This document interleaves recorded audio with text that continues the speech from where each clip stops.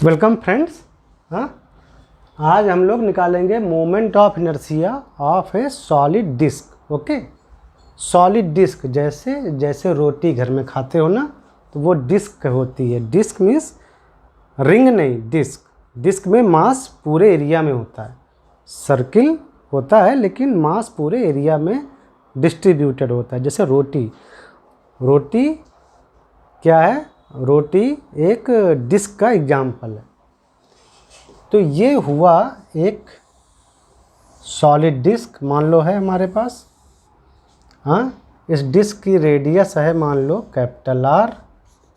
ये डिस्क का सेंटर हुआ और डिस्क का जो टोटल मास है वो है कैपिटल एम। ये भी याद रखने वाली चीज़ है, इसका भी मोमेंट ऑफ इनर्शिया आप याद रखिए। और केस ऐसा है कि ये डिस्क के सेंटर से जाने वाली ये एक्सिस ऑफ रोटेशन है। इस पेन को देखो ऐसे, और ये डिस्क ऐसे ऐसे घूम रही है। ठीक है, ऐसे जैसे जैसे वो म्यूजिक चलता नहीं, पूरा ओल्ड टाइम में वो सर्किल घूमता था।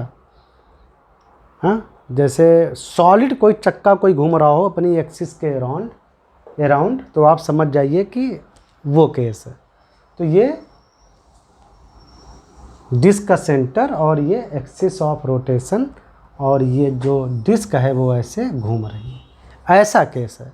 और हमें मोमेंट ऑफ इनर्शिया निकालना है उसका इस एक्सिस के अराउंड।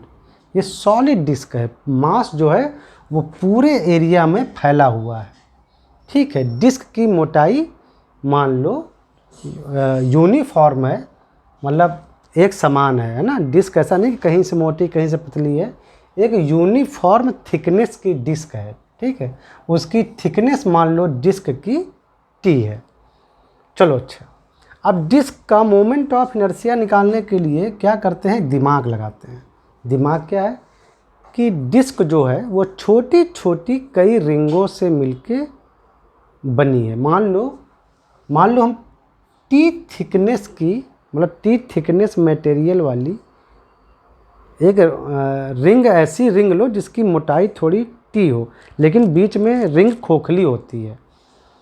तो रिंग कुछ ऐसी लो कि बड़ी वाली रिंग हो कैपिटल आर, फिर धीरे धीरे उससे छोटी रिंग लो, फिर से छोटी रिंग लो, फिर छोटी रिंग लो, फिर छोटी रिंग लो, फिर छोटी रिंग लो।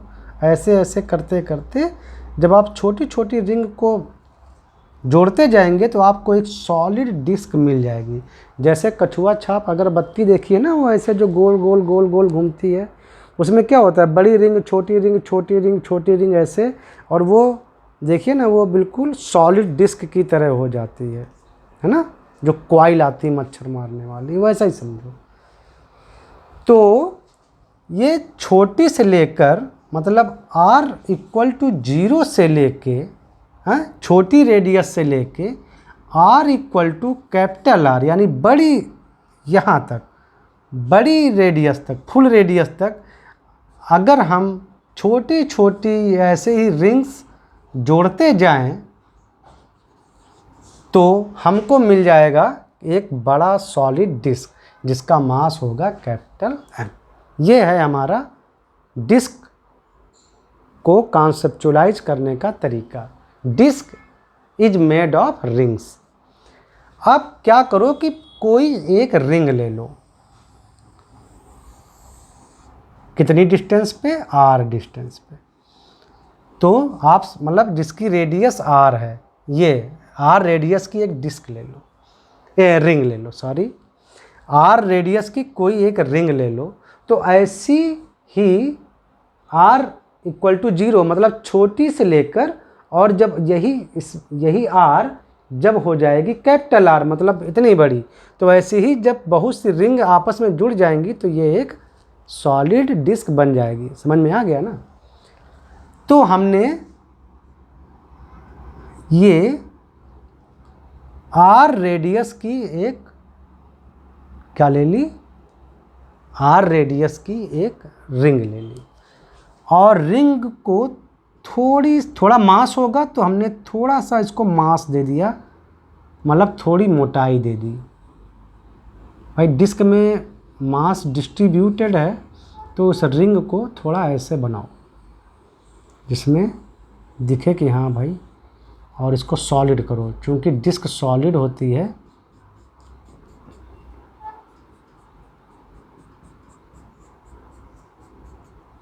और ये जो इतना लिया r, और इसको आगे छोटी सी डिस्टेंस दे दो dr। dr मतलब इस रिंग की ये चौड़ाई dr। तो dr जो है वो लगभग 0 है। इसको ऐसे नहीं लिखते हैं, इसको r लिखते हैं, थोड़ा तो बार बार कंफ्यूजन नहीं होगा, ठीक है। dr बहुत कम अमाउंट है, तो टेंडिंग टू 0। समझ में आ गया? तो जरा इस ये जो जितना जो मतलब शेडेड है ना, जितना जो ये हैच्ड एरिया है, जरा इसका एरिया निकालो कितना है जो केवल हैच्ड है। तो ये एरिया जानते हो ना क्या होती है? लेंथ। तो इसका टोटल पेरीफेरी 2 पाई r, ये तो हुआ लेंथ, और ये हुई स्ट्रिप की थिकनेस यानी dr। नहीं समझ में आया तो क्या करो, कल्पना करो कि हमने इसको यहाँ से तोड़ा इस स्ट्रिप को और इसे फैला दिया, तो कुछ ऐसे बनेगी स्ट्रिप वही। ऐसे ही तो स्ट्रिप बनेगी।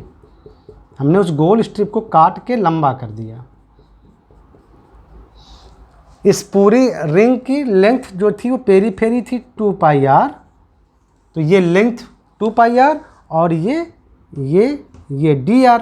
तो ये एक रेक्टेंगुलर लंबी स्ट्रिप है, और रेक्टेंगुलर का एरिया क्या होता है? रेक्टेंगल का लंबाई यानी 2 पाई r, और ये चौड़ाई यानी dr।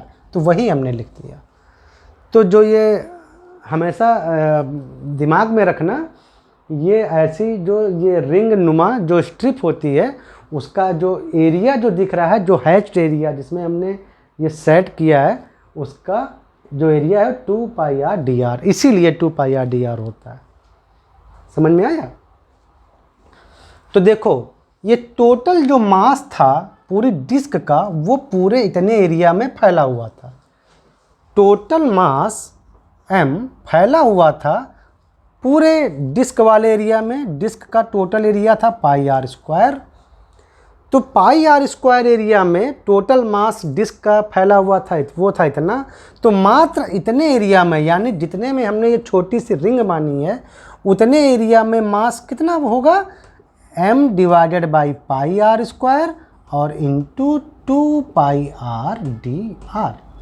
ये भी आप समझ गए भाई। पूरे 2 पाई r स्क्वायर एरिया में, यानी पूरे डिस्क वाले एरिया का मास था, पूरी डिस्क का मास था कैपिटल M। तो मात्र इतने एरिया में तो ये होगा dm। क्लियर? आपको पता चल गया ना कि ये पूरे रिंग भर में कितना मास है, यानी रिंग का एक तरह से ये मास आ गया। तो अब देखो हमको ये रिंग का मास पता हो गया, और ये एक्सिस इस तरह से है रोटेशन की। तो रिंग का मोमेंट ऑफ इनर्शिया जब एक्सिस उसके सेंटर से जाए, तो आपको पता है कितना होता है रिंग का होता है, अगर रिंग का मास m है तो आपको पता है फार्मूला कि रिंग का मोमेंट ऑफ इनर्शिया रिंग का इतना होता था।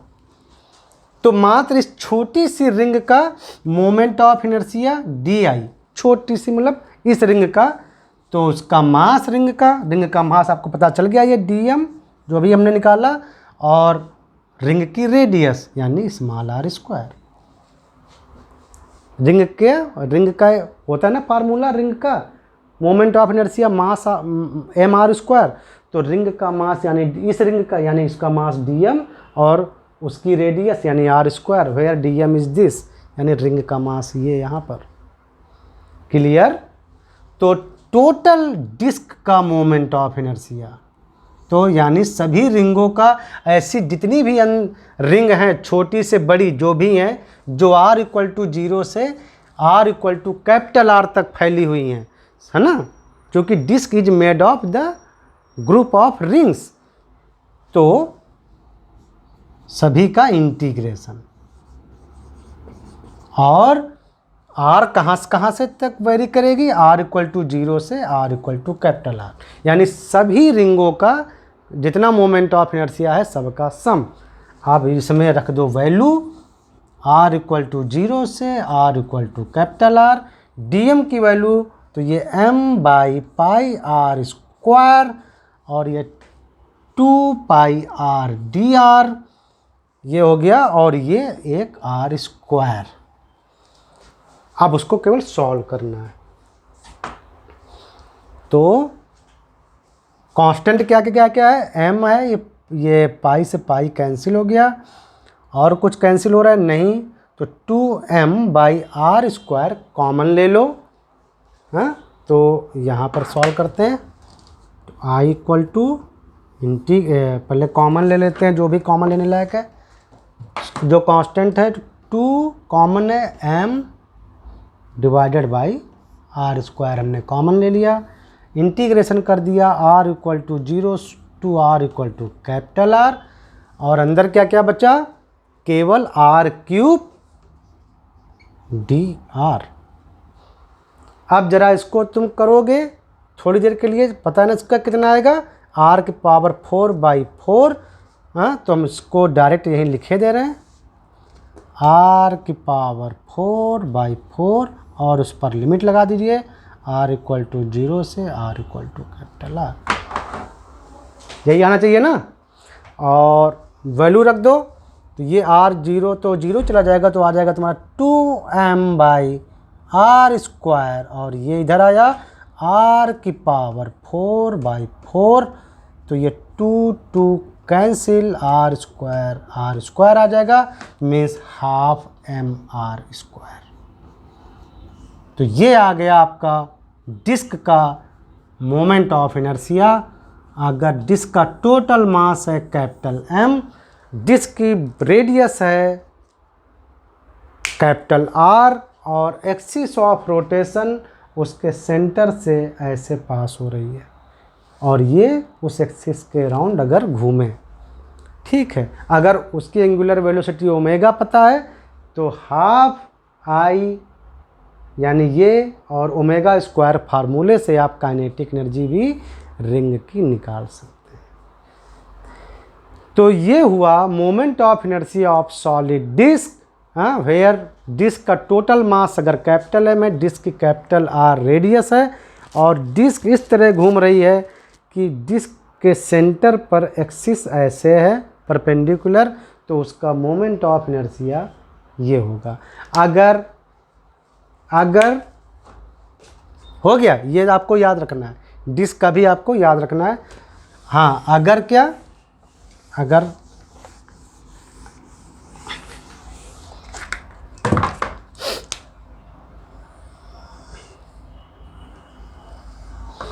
यही सॉलिड डिस्क जो है कैपिटल M मास की और रेडियस R की, अगर यही सॉलिड डिस्क पर एक्सिस ऑफ रोटेशन उसके सेंटर ऑफ मास में ऐसे ना होके ऐसे होता, हाँ, ओमेगा मिस, अगर ये डिस्क ऐसे ऐसे घूम रही होती तो क्या करते, तो वही परपेंडिकुलर एक्सिस वाली थ्योरम, यानी इसको अगर वाई एक्सिस ले लो और इधर एक्स एक्सिस ले लो, तो आप समझ रहे हैं, चाहे एक्सिस ऐसे करो चाहे ऐसे करो, क्योंकि ये सिमेट्रिक है, और हमको ये वाली पता है, आई जेड हमको पता है, एक तरह से जेड एक्सिस ये है, मीन्स बिल्कुल ये केस, तो half I M R square equal to I X X plus I Y Y. यहाँ I X X I Y Y same है, तो I Y Y means I Y Y equal to 2 इधर आ जाएगा, तो 1/4 M R square. Perpendicular axis theorem से आप समझ गए कि अगर डिस्क ऐसे ही होती लेकिन एक्सिस ऑफ रोटेशन ऐसे के बजाय ऐसे होता, तो उसका मोमेंट ऑफ इनर्शिया तब इतना आता, ठीक है। और अगर यही एक्सिस ऑफ रोटेशन अगर यहाँ पे होती तो तब क्या होता, अगर ऐसे पूरी डिस्क ऐसे घूम रही होती, हाँ, ऐसे ऐसे, तो वही तब हम लगाते हैं पैरेलल थ्योरम, यानी तब I आता I equal to I this, यानी दिस सेंटर ऑफ मास से जाने वाला 1/4 mr स्क्वायर प्लस पूरी डिस्क का मास m, और यहाँ से यहाँ के बीच की दूरी RCM स्क्वायर, यानी ये आ जाता 5/4 mr स्क्वायर। ये है पैरेलल एक्सिस थ्योरम। मतलब आप इन दोनों एक्सिस थ्योरम का यूज करके कैसी भी सिचुएशन में मोमेंट ऑफ इनर्शिया निकाल सकते हैं। ठीक है, आपने इसका निकाला था ऐसे, ये आपको याद रखना है। फिर आपने ऐसे निकाल लिया, हाँ, वो आया 1/4 mr स्क्वायर। फिर आपको अगर कहे कि बिल्कुल यहाँ से निकालो, अगर एक्सिस ऑफ रोटेशन यहाँ से है तो उसके लिए आपको उस एक्सिस ऑफ रोटेशन के पैरेलल सेंटर से पास करानी पड़ेगी। तो हमको इसके बारे में, इसके अबाउट तो मोमेंट ऑफ इनर्शिया पता ही था। तो ये प्लस पूरी डिस्क का मास m और नई एक्सिस ऑफ रोटेशन से सेंटर ऑफ मास के बीच की दूरी ये है r, तो r स्क्वायर और सम करके इतना। तो आई थिंक आपको moment of inertia of solid disc के बारे में क्लियर हो गया है। अब हम आगे और चलते हैं। हाँ, और disc is made of the rings. चलो मिलते हैं नेक्स्ट एपिसोड में। अगर आपको ये एपिसोड्स से आपको कुछ हेल्प मिले तो आप सब्सक्राइब कीजिए चैनल। मिलते हैं नेक्स्ट एपिसोड।